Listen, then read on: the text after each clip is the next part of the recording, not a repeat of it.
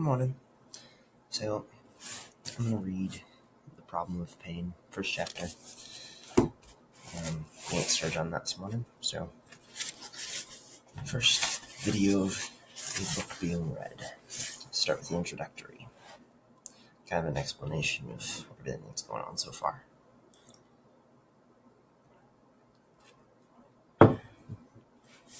Quote by Pascal.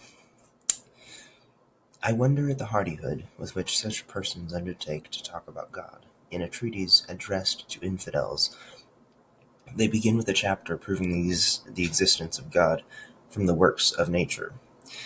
This only gives their readers grounds for thinking that the proofs of our religion are very weak. It is a remarkable fact that no canonical writer has ever used nature to prove God. Not many years ago, when I was an atheist, end quote. Not many years ago, when I was an atheist, if anyone had asked me, why do you not believe in God? My reply would have run something like this. Look at the universe we live in. By far the greatest part of it consists of empty space, completely dark and unimaginably cold. The bodies which move in this space are so few and so small in comparison with the space itself, that even if every one of them were known to be crowded as full as it could hold with perfectly happy creatures, it would still be difficult to believe that life and happiness are more than a byproduct to the power that made the universe. As it is, however, the scientists think it likely that very few of the suns of space, perhaps none of them, except our own, have any planets, and in our own system it is improbable that any planet except Earth sustains life. And Earth herself existed without life for millions of years, and may exist for millions more when life has left her. And what is it like while it lasts? It is so arranged that all the forms of it can live only by preying upon one another. In the lower forms, this process entails only death, but in the higher, there appears a new quality called consciousness, which enables it to be attended with pain. The creatures cause pain by being born, and live by inflicting pain, and in pain they mostly die. In the most complex of all the creatures, man, yet another quality appears, which we call reason, whereby he is enabled to foresee his own pain, which henceforth is preceded with acute mental suffering, which henceforth is preceded with acute mental suffering, and to foresee his own death, while keenly desiring permanence. It also enables man, by 100 ingenious contrivances, to inflict a great deal more pain than they otherwise could have done to one another and on the irrational creatures.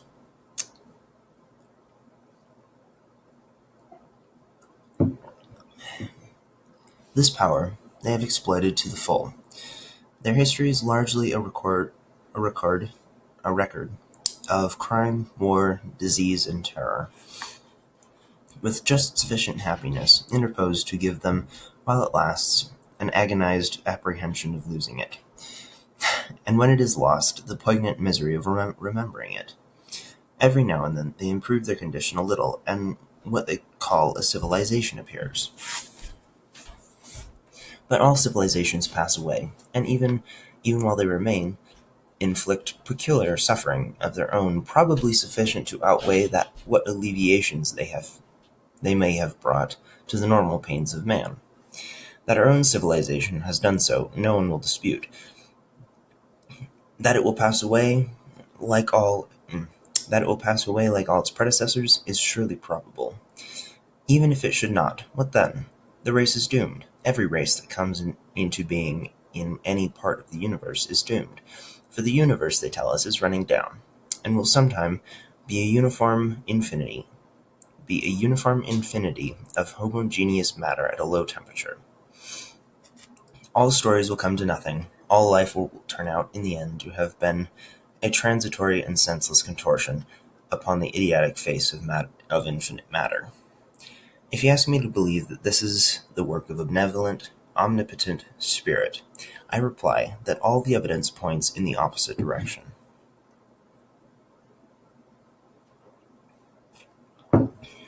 Either there is no spirit behind the universe, or else a spirit indifferent to good and evil, or else an evil spirit. There was one question, which I never dreamed of raising. I never noticed that the very strength and faculty of the pessimist's case at once poses us, atheists, a problem. If the universe is so bad, or even half so bad, how on earth did human beings ever come to attribute it to the activity of a wise and good creator? Men are fools, perhaps, but hardly so foolish as that. The direct inference from black to white, from evil flower to virtuous root, from senseless work to a workman infinitely wise, staggers belief. The spectacle of the universe, as revealed by experience, can never have been the ground of religion. It must always have been something in spite of which religion, acquired from a different source, was held. It would be an error to reply that our ancestors were ignorant, or therefore entertained pleasing illusions that nature, which the progress of science has since dispelled, for centuries, during which all men believed the nightmare size and emptiness of the universe was already known. You will read in some books that the men of the Middle Ages thought the earth was flat and stars near, but that is a lie. Ptolemy, my best enunciation, Ptolemy, is my guess, had told them that the earth was a mathematical point without size in relation to the distance of the fixed stars. The distance, which one medieval popular text estimates at 117 million miles. And in times yet earlier, even from the beginnings, men must have got the same sense of hostile immensity from a more obvious source. To prehistoric man, the neighboring forest must have been infinite enough, and the utterly alien and infest, which we have to fetch from the thought of cosmic rays and cooling suns, came snuffing and howling nightly to his very doors. Certainly, at all periods, the pain and waste of human life was equally obvious. Our own religion begins among the Jews, a people squeezed between great warlike empires, continually defeated and led captive, familiar as Poland or Armenia with the tragic story of the conquered. It is mere nonsense to put pain among the discoveries of science. Lay down this book and reflect for 5 minutes on the fact that all the great religions were first preached and long practiced in a world without chloroform.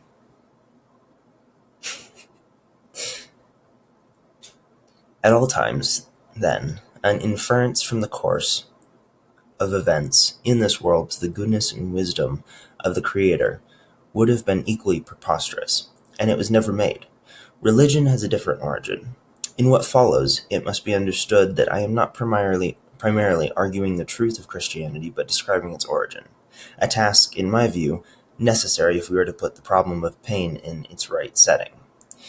In all developed religion, we find 3 strands or elements, and in Christianity, one more. The first of these is what Professor Otto calls the experience of numinous. Those who have not met this term may be introduced to it by the following device. Suppose you were told there was a tiger in the next room. You would know that you were in danger, and would probably feel fear. But if you were told that there is a ghost in the next room, and believed it, you would feel indeed that what is often called fear, but of a different kind. It would not be based on the knowledge of danger, for no one is primarily afraid of what a ghost may do to him, but of the mere fear that it is a ghost.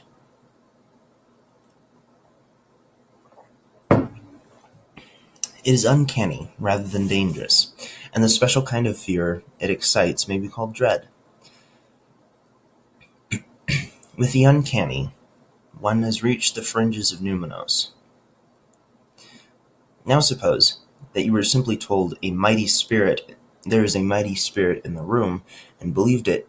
Your feelings would then be even less like the mere fear of danger, but the disturbance would be profound.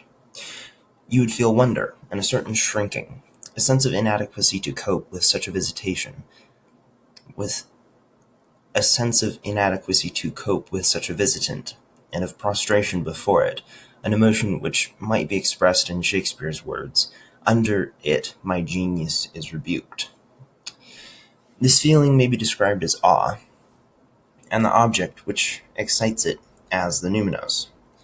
But nothing's more certain than that man, from a very early period, began to believe that the universe was haunted by spirits. Professor Otto perhaps assumes too easily that from the very first such spirits were regarded with numinous awe.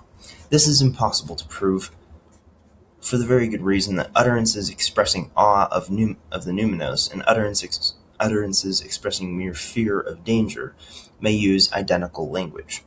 As we can still say that we are afraid of a ghost or afraid of a rise in prices, it is therefore theoretically impossible that there was a time when men regarded these spirits simply as dangerous, and felt towards them just as they felt towards tigers.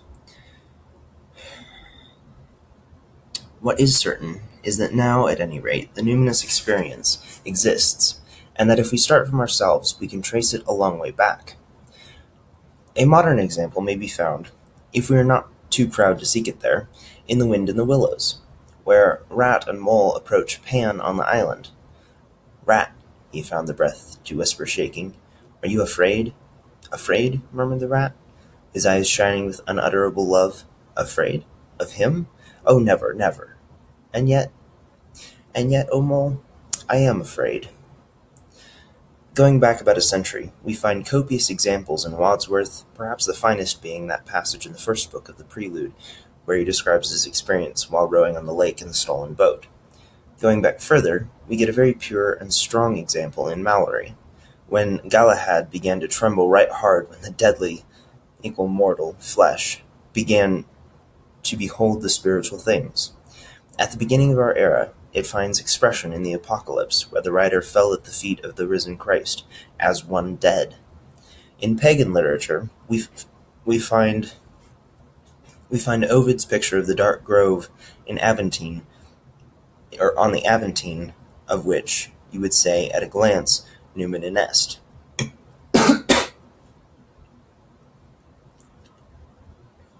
meaning the place is haunted, or there is a presence here, and Virgil gives us the place of Latinus awful, with the woods and sanctity of elder days. A Greek fragment attributed, but improbably, to Achilles. Not sure on the enunciation on that one, but Achilles? No. Achilles? Okay. A Greek fragment attributed, but improbably, to Achilles tells us of earth, sea, and mountain shaking beneath the dread eye of their master. And far further back, Ezekiel tells us of the rings in his theophany, that they were so high that they were dreadful. And Jacob, rising from sleep, says, "How dreadful is this place!" We do not know how far back in human history this feeling goes. The earliest men almost certainly believed in things which would excite the feeling in us if we believed in them, and it seems therefore probable that numinous awe is as old as humanity itself, but our main concern is not with its dates. The important thing is that somehow or other,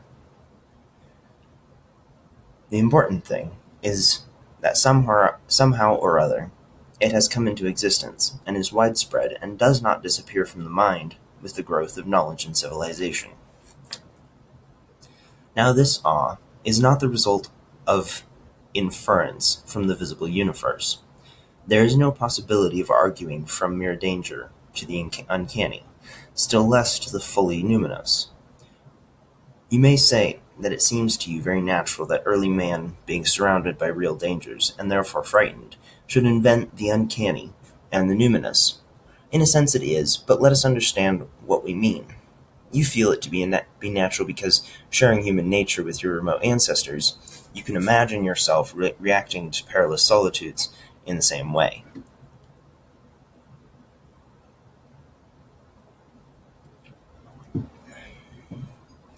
And this reaction is indeed natural in the sense of being in accord with human nature. but it is not in the least natural, in the sense that the idea of the uncanny or the numinous is already contained in the idea of the dangerous, or that any perception of danger, or any dislike of the wounds and death which it may entail, could give the slightest conception of ghostly dread, or numinous awe to an intelligence which did not already understand them. When a man passes from physical fear to dread and awe, he makes a sheer jump, apprehends something which could never be given, as danger is, by the physical facts and logical deductions from them.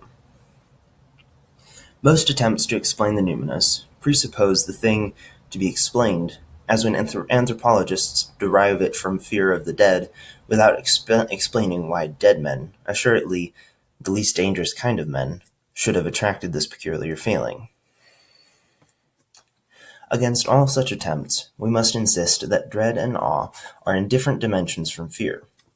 They are in the nature of an interpretation man gives to the universe, or an impression he gets from it. And just as no enumeration of the physical qualities of a beautiful object could ever include its beauty, or give the faintest hint of what we mean by beauty, to a creature without aesthetic experience, so no factual description of any human environment could include the uncanny and the numinous, or even hint at them. There seem, in fact, to be only two views we can hold about awe. Either it is a mere twist in the human mind, corresponding to nothing objective, and serving no biological function, yet showing no tendency to disappear from that mind at its fullest development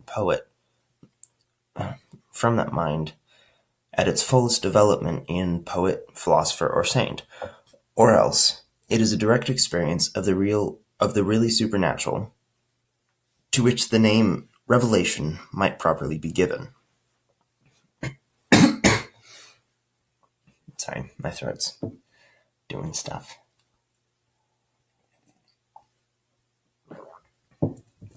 Probably sounded more awkward than that was intended. The numinous is not the same as the morally good, and a man overwhelmed with awe is likely, if left to himself, to think the numinous object beyond good and evil. This brings us to the second strand or element in religion. All the human beings that history has heard of acknowledge some kind of morality. That is, they feel towards certain proposed actions the experiences expressed by the words I ought or I ought not. These experiences resemble awe in one respect, namely, that they cannot be logically deduced from the environment and physical experiences of the man who undergoes them. You can shuffle I want, and I'm forced, and I shall be well advised, and I dare not, as long as you please, without getting out of them the slightest hint of ought and ought not. And once again, attempts to resolve the moral experience into something else always presuppose the very thing that they are trying to explain.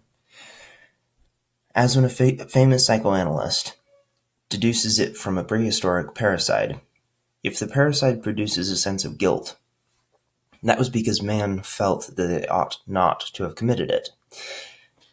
If they did not feel so, it could produce no sense of guilt. Morality, like a numinous awe, is a jump. In it, man goes beyond anything that can be given in the facts of experience, and it has one characteristic too remarkable to be ignored. The moralities accepted among men may differ, though not at bottom, so widely as is often claimed, but they all agree in prescribing a behavior which their adherents fail to practice. All men alike stand condemned, not by alien codes of ethics, but by their own, and all men therefore are conscious of guilt. The second element in religion is the consciousness not merely of a moral law, but of a moral law at once approved and disobeyed.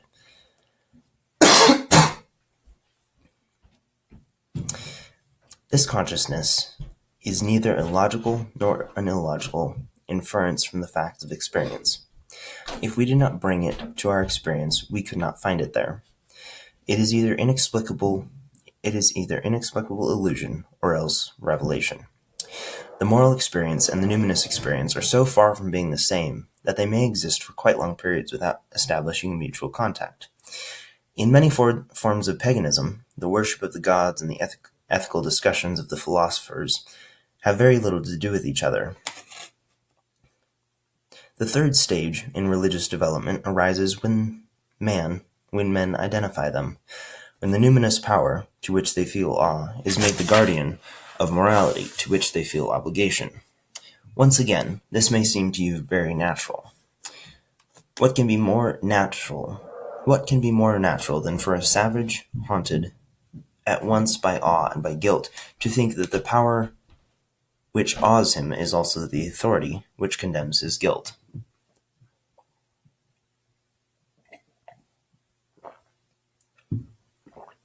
And it is, indeed, natural to humanity. But it is not in the least obvious. The actual behavior of that universe which the numinous haunts bears no resemblance to the behavior which morality demands of us. The one seems wasteful, ruthless, and unjust, and the other enjoins upon us the opposite qualities. Nor can the identification of the two be explained as a wishful fulfillment, for it fulfills no one's wishes. We desire nothing less than to see that the law, whose naked authority is already unsupportably we desire nothing less than to see that the law whose naked authority is already unsupportable, armed with the incalculable claims of the numinous. Of all the jumps that humanity takes in its religious history, this is certainly the most surprising. It is not natural. Give me just a second. It is not unnatural.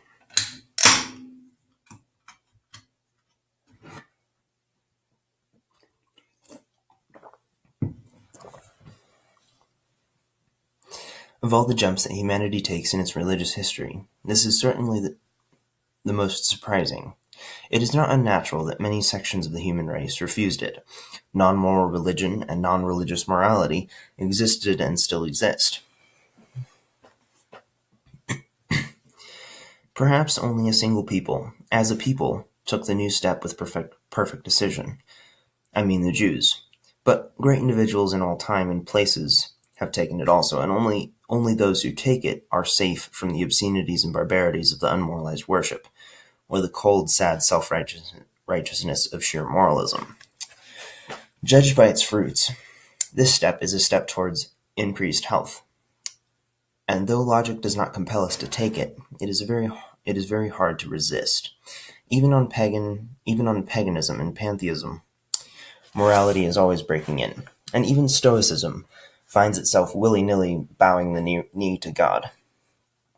Once more, it may be a madness congenital to man and oddly fortunate in its results, or it may be revelation.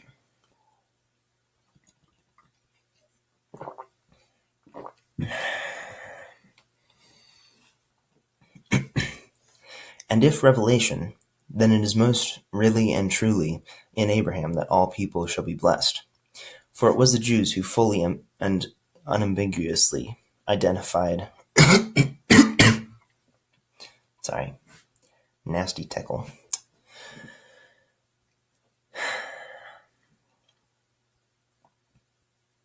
For it was the Jews who fully and unambiguously identified the awful presence, haunting black mountain tops and thunderclouds, with the righteous Lord, who loveth righteousness. The fourth strand, or element, is a historical event. There was a man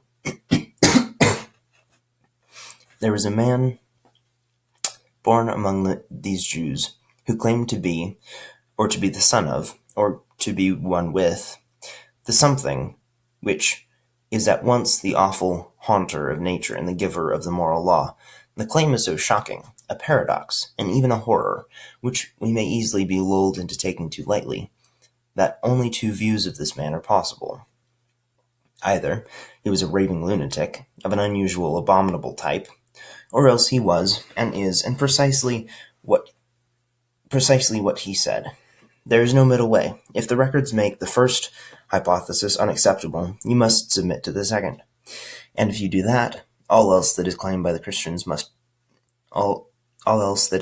by Christians becomes credible. That this man, having been killed, was yet alive, and that his death, in some manner incomprehensible to human thought, has effected a real change in our relations to the awful and righteous Lord, and a change in our favor. To ask whether the universe, as we see it, looks more like the work of a wise and good Creator, or the work of chance, indifference, or malevolence,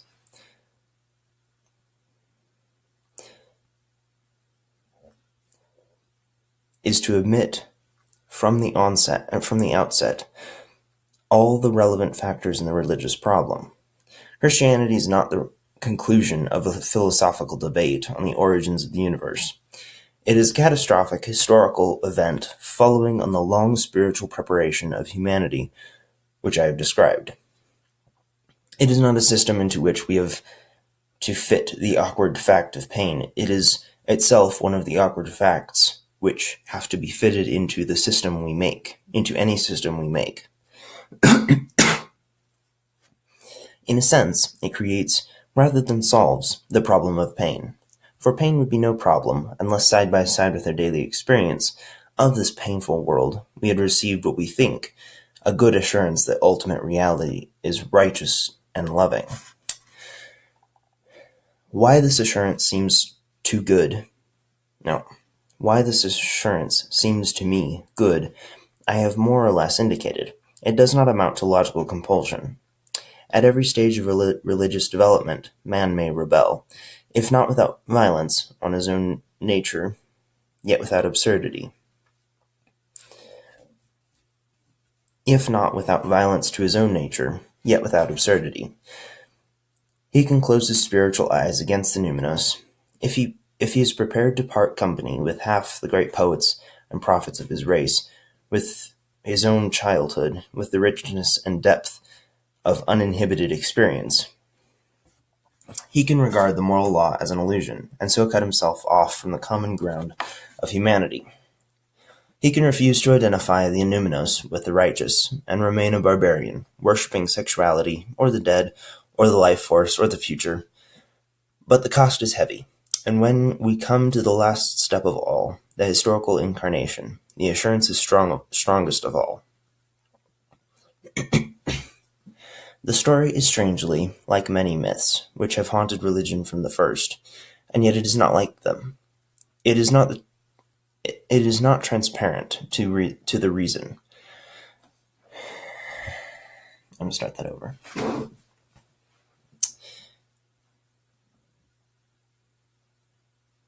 Now I lost it.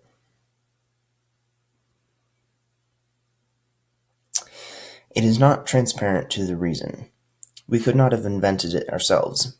It is not the suspicious a priori, lucidly of pantheism or of Newtonian physics. It has the seemingly arbitrary and idiosyncratic character which modern science is slowly teaching us to put up with in this willful universe, where energy is made up in little parcels of a quantity no one could predict, where speed is not unlimited, where irreversible entropy gives time a real direction, and the cosmos, no longer static or cyclic, moves like a drama from a real beginning to a real end. If any message from the core of reality ever were to reach us, we should expect to find it in just that unexpectedness, that willful dramatic anfractuosity.